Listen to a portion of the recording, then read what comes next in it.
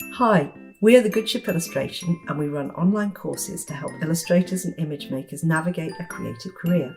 We are Tania, Katie and Helen. We have about 70 years experience between us, each of us working in a different area of illustration. Welcome to Message in a Bottle, our new podcast answering your questions. You can send your messages to goodshipillo@gmail.com and title it Message in a Bottle so we know what it's about. So this is the podcast where we talk about weird or wonderful jobs that we've done as illustrators. Yes. The good, the bad and the ugly, but not just the interesting.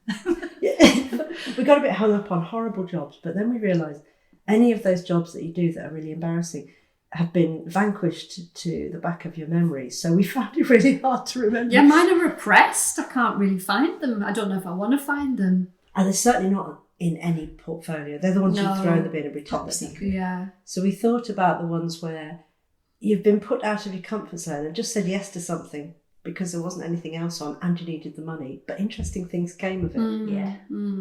What have you got, Katie? Well, the first one that comes to mind for me is I got hired by Stella Artois, the beer company. So they'd seen my sketchbook work of drawing buildings and they were like, could you draw buildings on beer glasses? And I didn't have anything on, so I was like, might as well. And then from that work, which was weird in itself, I got invited to a beauty influencer event. And I remember when you went to that. It was so and blimey. I ended up drawing, they put me in this really fancy hotel and then I had to draw on these massive windows and all these Instagram beauty people were taking photos and things. It was very bizarre, but it was good. And because of that, I ended up working for Nespresso and blah, blah, blah. And then you become a live illustrator off the back of that chain of events. Exactly. Basically, my whole career now is because I did a weird job for a beer company. That's amazing, isn't it? And it's because I put my sketchbook on my website. Really? So it's like the domino effect of just being like, oh, I've drawn the town hall and some buildings. I'll just pop that on my own website. And then somebody in Google, on a Google mission for an illustrator, has found me. And then, That's crazy. Did you hashtag it up the yazoo? I didn't know much about search engines at that time. And that's when I used to just optimise for locations. I was like, Newcastle illustrator, Edinburgh illustrator. So somebody found me that way. So you were literally a small asset. Oh, so they were thinking they want someone who's nearby. They don't have to. They wanted someone in Newcastle. And that was because the event was Newcastle. Yeah, that's amazing. So, put your work out there and magic things happen. That's really interesting in the sense that rather than opening out the hashtags to the world, it was reduced. It was the other end of the funnel. And that's specifically what someone wanted. So localization can be really useful, especially for in-person kind of illustration. Yeah, and people need illustrators in certain places. I don't know. It's like thinking small, but it worked well at that time. Like now I would never do that, but at the time it was perfect. What about the first time drawing live though? If you're a self-confessed introvert, how was it being with people and them looking at you drawing, looking really closely at you drawing? I was talking to somebody yesterday who wanted some help on Procreate and we did a coaching session and they were like, so you draw in front of people and stuff. Has it ever been hard? And I remembered my first job for Google, I was in the hotel room that morning crying my eyes out because I was like, this is a terrible mistake. What have I done? There's no way. The feeling of being, I'm about to be found out. I was like, I am about to be found out. Like, this has gone really too far. The Google job. Yeah, it was horrible.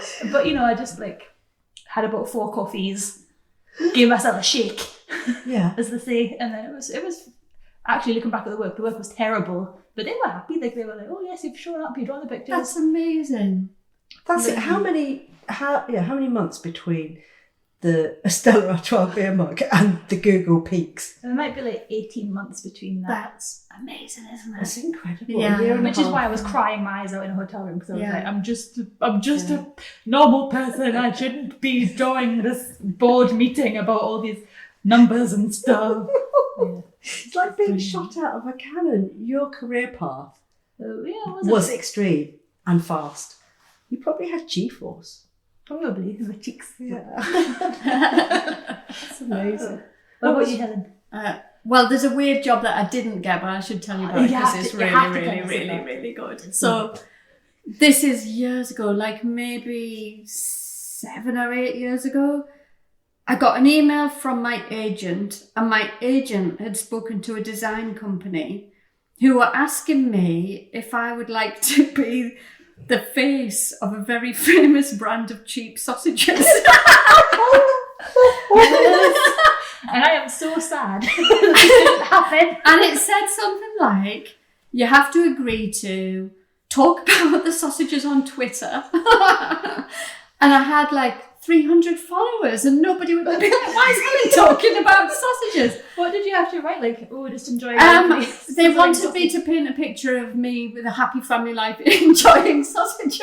This is so bonkers. Of course. And I had to do something on Facebook about it. Well, I have hardly any followers on Facebook because I left Facebook in a bit of a huff a while ago. I don't think they'd researched me properly.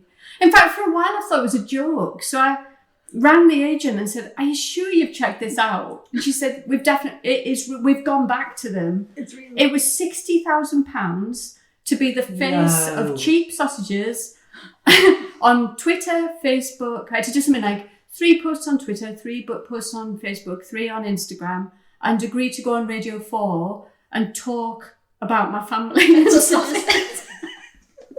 And now those sausages are quite famous now. Imagine if you were tied to them from the beginning. Well, Jerry immediately said, "No way, you are not doing that." And I said, £60,000. I said, all that'll happen is a few people will go, "Why is Helen talking about sausages?" We pay off the mortgage. Happy life. So I can't believe you didn't do it. Did you? I said yes. And they never got back to me.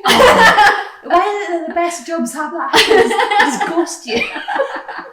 And then your entire sausage life is gone. So then, every single time I was in Asda, I'm looking at the sausages for whichever illustrator said yes. I never saw that campaign ever. I think they changed their mind. Maybe they were like, 60,000 is a lot for somebody with 300 followers. I can't believe that. That's like peak imposter syndrome, isn't it? It's crazy. Given what you'd said about your following and the fee they're offering, I mean, I'd have imposter syndrome. Are you sure you've got the right person? It's crazy, honestly, crazy. Could we not phone up and find out what happened? We could ask them if they went ahead. We need this story is missing an area. It is missing. There's something missing from this story. I wanted to see what would have happened if you'd said yes and you'd become... Oh, I did say yes. No, but like if they'd gone ahead and you had been the face of sausages.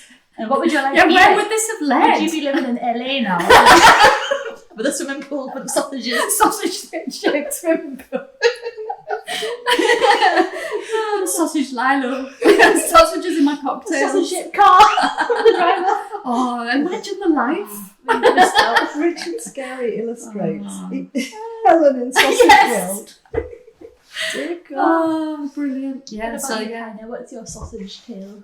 My sausage tale is a happier one than the sausage opportunity.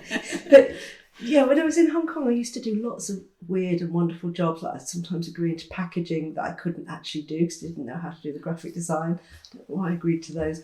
And then when I did the famous aeroplane livery with all the characters on it, they had a launch event, and the staging company came to ask if I'd design the costumes for the children to do the little dance. And that was so much fun, turning all your drawings into costumes and people into dragons. And lovely. And knowing that, they'd actually be worn and people would be dancing around in them. And then I got to know that the event company that I worked with for that particular project then used to ask me to do other things because they hadn't got a designer. So every time they had a ball and they were working with all these luxury brands, when I say a ball, I mean actually a big old fancy dress ball, they would ask me to do all the backdrops and design all the interiors and the themes for them. And I didn't even know what this job was. I didn't know whether it really had a title. Other people did this. So I'd design all the table settings and create sculptures to go on the tables and all sorts of decorations on the stage. And then the apex of all of this was when the Mandarin Oriental reopened in Hong Kong. They said, we're going to have a party with Barry Humphries and Bryan Ferry as a special guest. No way! Yeah. Wow. And they said, we need a stage backdrop that relates to the Mandarin brand. How have you never told us this before? Have I not shown you this one? What a funny combination, Bryan Ferry and Barry Humphries. Well, because they're actual Mandarin Oriental endorser. They were the early influencers, Really? the people they would put on the advert saying, he's a fan, she's a fan. I think Grace Jones was a fan. And so we had to design this backdrop with the right values for the Mandarin Oriental. So they decided it was koi carps. So we got these images of koi carps. So I went to all these Chinese parks, photographed the koi carps, and made this weird collage just in yellow, gold and red of these fish. And then they ran these magical lights over them. I can't remember what they're called, but this static image, then all the fish moved. Honestly, it's magical if I show you it. The way the lights moved, the fish all seemed to swim. It like animated the still image. Wow. And it was your image. It was my image. And then the woman that I'd worked for, this lovely woman, she said, Bryan Ferry's coming to do the show tonight, and he's got to do the sound check. And I can sneak you in. Do you want to come in at lunchtime on the sound check? And so I got to see Bryan Ferry on my own. I used to love Bryan Ferry when I was a teenager. Till we found out he was a Tory. I found out he was a Tory now, but I didn't know that when I was a teenager. It's not his fault. It is. He was born that way. So then that night, I got to go into the sound box, which was much higher up, or the mixing station, so I could look down on it all. And there were all these very well-heeled women who would just go mad over Bryan Ferry. They were actually flinging the knickers at him and trying to actually see pants. Honestly, I saw pants flying. Wow. It's like the posh Tom Jones effect. So I was up in the mixing box. I'd been snuck in. I wasn't supposed to be there. And as usual, because it was a day on the island, I'd gone shopping and I'd got all my plastic bags with me. So I'd come in like bag lady, a bit like when you came to the Father Ted with the plastic bag, rustling and crinkling my way through a very sleek event. Wow. So I could see people were looking as if, oh God, Tania's turned up with her bag again.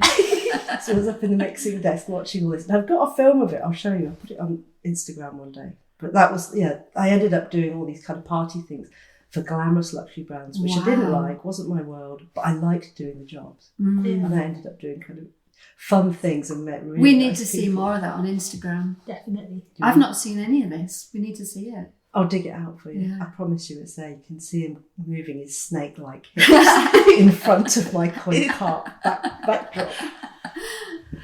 So that's my weird jobs. Yeah. All right. Send us your weird jobs if you've got any. Tell us about them. We need to know. What weird things have led, not weird things, what little things have led on to other things, and if you have any stories like that. Out of comfort zone stories that led you to. Well, I think everyone must have them. I mean, even me doing maps, the first time someone asked me to do a map, that was in the late 90s, and I thought, I don't know, how hard can it be? I'll give it a bash. And then 30 years later, mapping away. So you must have stories like that. Please send them in.